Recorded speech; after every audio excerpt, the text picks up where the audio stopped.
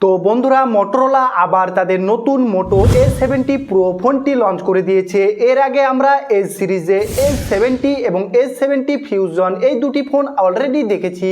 আজকের ভিডিওতে আমরা দেখব মোটো A70 প্রো ফোনটির আনবক্সিং থেকে শুরু করে ডিজাইন, ক্যামেরা এবং পারফরমেন্স সবকিছু ডিটেলসে চেক করব।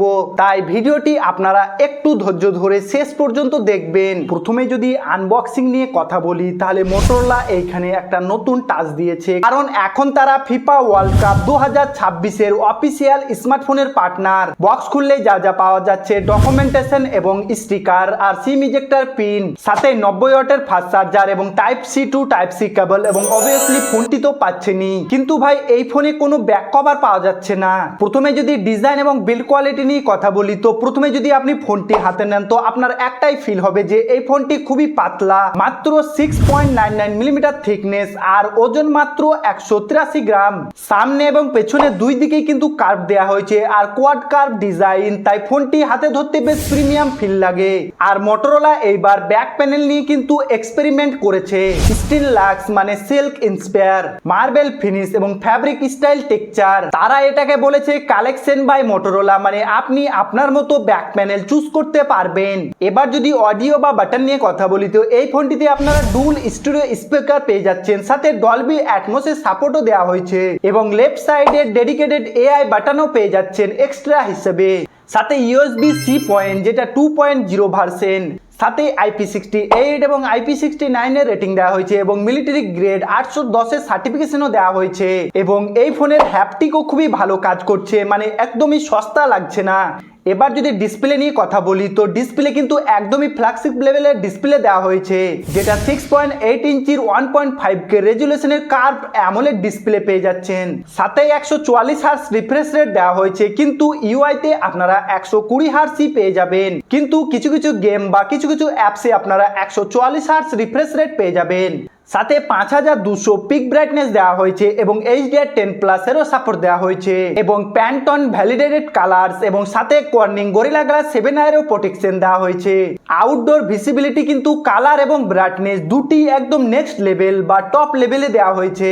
সাথে ফোনটিতে ইন ডিসপ্লে অপটিক্যাল ফিঙ্গারপ্রিন্ট সেন্সারও দেওয়া হয়েছে, যার কারণে ফোনটি আরো প্রিমিয়াম ফিল দিচ্ছে। এবার যদি পারফরমেন্স নিয়ে কথা বলি তো এখানে মোটরোলা দিয়েছে মিডিয়াটেকের ডাইমেনসিটি 8500 এক্সট্রিম পাওয়ারফুল প্রসেসর, যেটা 4 ন্যানোমিটারের আর্কিটেকচারে দিয়ে তৈরি।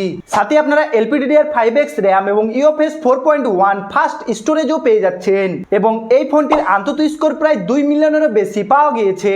এবার গেমিং নিয়ে যদি কথা বলি তো BGMI বা CODর মতো গেমগুলি আপনারা 120 FPS এ স্মুথলি খেলতে পারবেন এবং গেম খেলতে যাতে ফোনটি হিট না হয় তাই এতে ভেপার কুলিং চেম্বারও দেওয়া হয়েছে এবং যতটা দেখলাম ডেলি ইউজ বা হেভি গেমিং এই ফোনটি কিন্তু হ্যান্ডেল করে নিচ্ছে। এবার যদি ক্যামেরা নিয়ে কথা বলি তো ফোনটির ক্যামেরা কিন্তু ব্যালেন্স রাখা হয়েছে, কিন্তু কিছু স্মার্টলি চেঞ্জ করা হয়েছে।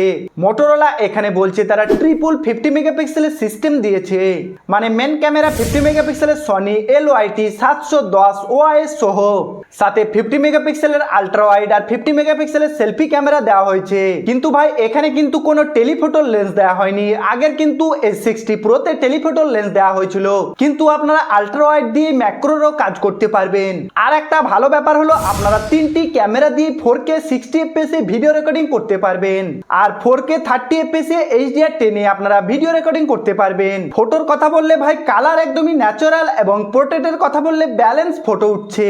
নাইট ফটোগ্রাফিও একদম ইমপ্রেসিভ, মানে বেশ মোটামুটি বেশ ভালোই ফটো তুলতে পারবেন এই ফোনটি দিয়ে এবং লো নয়েজ এবং ডিটেলস কিন্তু ভালোই দিচ্ছে।